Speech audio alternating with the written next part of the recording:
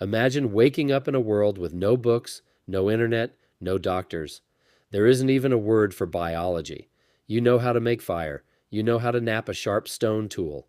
You know which berries are food and which ones will kill you in an hour.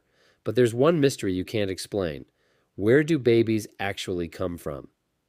Today, the answer seems obvious. A man and a woman, intimacy, 9 months, a baby. But for early humans, that chain was anything but obvious. And here's the interesting part. Sex didn't need to be invented. Nature handed it over long before as instinct.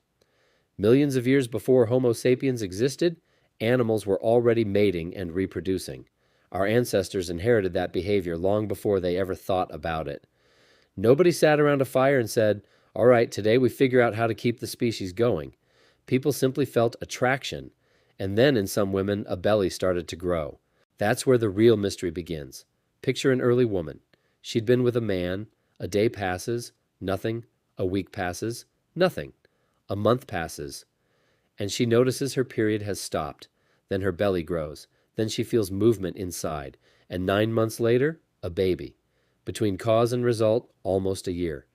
It's like pressing a switch today and only seeing the light turn on next winter. The first real clue didn't come from fireside talk. It came from hunting. People watched animals hundreds of times. They saw mating.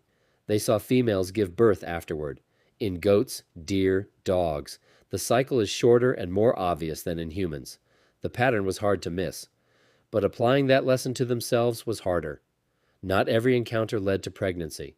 And if a woman had been with a man several times, then became pregnant after just one of those times, how would anyone know which one caused it? So other explanations took root instead. An ancestor spirit entering the woman, a child brought by the river, a soul descending from the stars. That's not foolishness. It's a logical attempt to explain something stretched out over time and hidden inside the body. The real breakthrough didn't come from hunters. It came from the women who delivered babies. Midwives and elder women witnessed dozens, then hundreds of births. They noticed periods stop. The belly grows. They started counting. How many moons from the encounter to the birth? This oral knowledge passed from mother to daughter, from midwife to apprentice. Not science, but an accurate working calendar. The real leap in understanding came with herding, around 10,000 years ago. Herders kept animals under constant watch.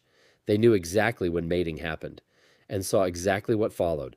More than that, they started deliberately pairing males and females to produce offspring. This was no longer observing chance. It was controlling the process. And if that's how it worked for a cow, it probably worked the same way for a person.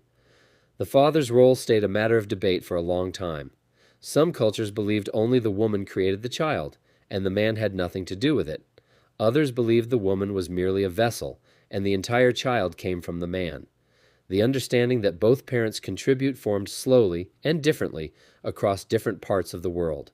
There's also indirect proof that people grasped the link between intimacy and birth fairly early. As soon as that link became clear, rules followed. Incest taboos, marriage laws between clans, strict customs about who could have children with whom. A society doesn't regulate a process it doesn't understand the mechanics of. Meanwhile, the actual biological mechanism stayed a mystery for a long time. Before the microscope, nobody had seen an egg or a sperm cell. People knew the pattern, but not how it worked inside the body. The full picture only came into view in the 17th century, when sperm cells were first seen under a lens. The human egg was discovered even later. So here's where it all lands. Prehistoric people didn't discover reproduction in a single day. No one was the first person to suddenly understand the whole process. The knowledge came from watching animals during the hunt, from the experience of midwives by the fire, from herding, where humans first began controlling reproduction themselves.